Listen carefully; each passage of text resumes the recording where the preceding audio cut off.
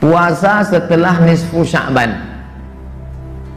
Hadisnya jelas dari Abu Hurairah radhiyallahu anhu, disebutkan dalam riwayat Abu Daud, idzan tasafa Sya'ban, kalau sudah lewat nisfu Sya'ban, fala tasumu, jangan lagi kalian puasa. Kebetulan besok Rabu, setelah Rabu Kamis, tiba-tiba ada ibu puasa. Kamu kenapa? Saya puasa. Mana boleh puasa? Ini kan sudah lewat nisfu Sya'ban. Boleh puasa bagi memang terbiasa puasa sunat. Biasa dia puasa sunat, Senin Kamis, Senin Kamis, Senin Kamis. Kebetulan setelah nisfu Sya'ban boleh. Yang kedua, boleh bagi yang mengqadha. Dia punya utang puasa, sudah lama dia mau mengqadha. Begitu tinggal puasanya 7 hari tahun lalu, maka Syawal itu mau mengqadha. Begitu niat mau mengqadha, undangan halal bihalal di Hotel Pangeran, tak jadi. Besok begitu mau qadha, datang kawan ngajak asam pedeh bau, tak jadi. Nantilah bulan Zulhijjah, insyaallah di bulan Zulhijjah pula melepas jamaah haji. Kloter 1, kloter 2, kloter 3 Zulqa'dah melepas jamaah. Bulan Zulhijjah aja lah nanti. Bulan Zulhijjah dapatlah daging kurban sampai menyipak kaki sapi dalam kulkas. Tak jadi. Ini Ustaz ini cerita tentang siapa? Tentang saya sendiri. Nah, maka bagi yang ngomong qadha boleh. Karena kalau tak diqadhanya sekarang Ramadan dari Ramadan, Syawal, Zulqa'dah, Zulhijjah, Muharram, Safar, Rabiul Awwal, Rabiul Akhir, Rabiul Awal, Jumadil, Rajab, Sya'ban, limit waktu. Tak diqadhanya sampai Ramadan. Setelah Ramadan nanti dia sudah kena denda. Kalau digantinya dari Ramadan ke Ramadan, qadha saja. Tapi kalau sudah lewat Ramadan, qadha plus fidyah. Kena denda. Jadi bukan kantor pajak aja kena denda lah. Ini pun kena juga. Nah, ini tentang masalah puasa setelah nisfu Sya'ban. Jangan baca hadisnya. Ini sudah banyak yang posting hadis ini. Hari Abu Hurairah radhiyallahu anhu berkata, Rasulullah SAW bersabda, apabila setelah lewat nisfu Sya'ban, maka janganlah kamu puasa. Alhamdulillah dapat dalil ini. Memang dia diajak suaminya puasa. Tunjuknya, tengok nih bang, tak boleh lagi kita puasa.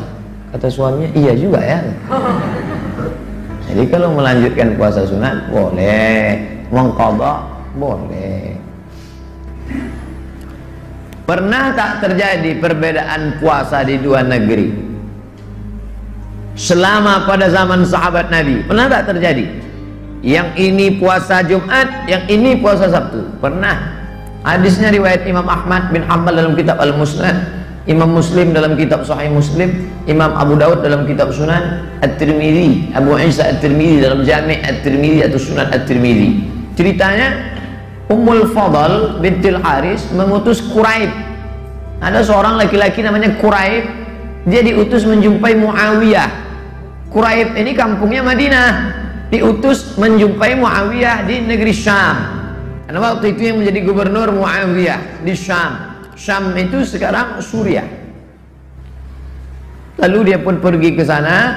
Kata Quraib, aku sampai di negeri Syam, aku menunaikan segala hajatku, dan kami di negeri Syam melihat hilal itu malam Jumat.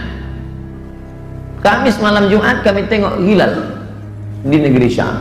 Pulang Quraib ke Madinah, jumpa sama Abdullah bin Abbas di Madinah, melihat hilal malam Sabtu.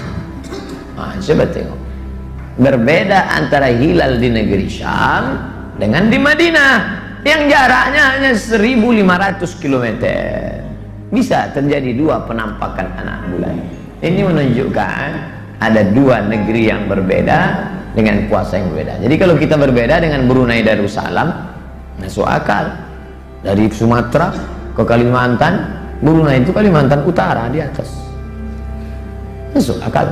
Berbeda kita dengan Saudi Arabia, jauh sekali. Berbeda kita dengan, tak bisa kita ikut.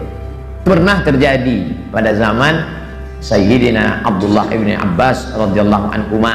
negeri Syam malam Jumat, Madinah malam Sabtu. Yang tak pernah terjadi di zaman sahabat itu, sama-sama di Madinah puasanya lain. Nah, itu saja. Adapun berbeda kota itu pernah terjadi.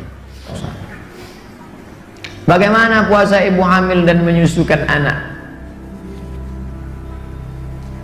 Amin. Wajib qadha saja kata mazhab Hanafi. Ibu hamil qadha saja. Titik. Ganti saja. Sedangkan menurut Syafi'i dan Hambali, wanita hamil dan ibu menyusukan anak kalau mengkhawatirkan mudarat, apakah kekhawatirannya pada diri dan anak atau dirinya saja atau anaknya saja, mereka wajib berbuka dan mereka wajib mengqadha. Jika yang dikhawatirkan anaknya saja, maka qadha plus fidyah. Ustadz pakai yang mana? Saya pilih Syafi'i dan Hambali. Ingatnya mudah. Kalau dirinya saja, qadha saja. Diri sama anak, ada unsur anak, maka plus fidyah. Oh, saya tak maulah pakai mazhab ini, Pak Ustadz. Saya mau pakai Hanafi saja. Ya tak apa-apa. Tak keluar dari 4 mazhab. Hanafi, Maliki, Syafi'i, Hambali. Ustadz sendiri mana? Saya tidak hamil dan tidak menyusui. Tapi bagi istri saya anjurkan pakai mazhab Syafi'i. Aku tak puasa, kata dia. Kamu tak puasa karena dirimu atau karena anakmu? Ini kan anak kita, ya. Kau tak puasa karena dirimu apa karena anak engkau dan anakku? Aku tak puasa karena diriku, qadha saja. Aku tak puasa karena ada unsur anakku. Kata dokter, jangan puasa bu, anaknya sudah lemas, coba tengok nih, udah ngap-ngap bau lidah. Kalau begitu ada unsur anak, maka qadha plus fidyah. Ini mengingatkan kita tentang pengorbanan emak kita. Siapa yang tak berbakti kepada emaknya, tak ada kasih sayangnya kepada ibunya, sudah tua, dia dulu melahirkan kita bersimbah darah meregang nyawa, puasa dia tinggal 90 hari gara-gara kita. Tahun pertama dia tak puasa karena kita dalam perutnya, lemas badannya. Tahun kedua dia tak puasa karena kita menyusu.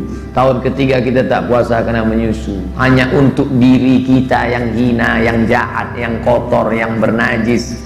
90 hari puasanya tinggal. Gimana kita mau menebus? Kalau hidup dia sekarang, belikan baju barunya, belikan selop cantiknya, belikan apa yang menyenangkan hatinya.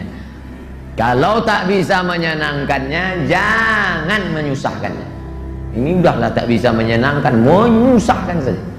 Asal nampak mukanya susah orang tua. Mampus.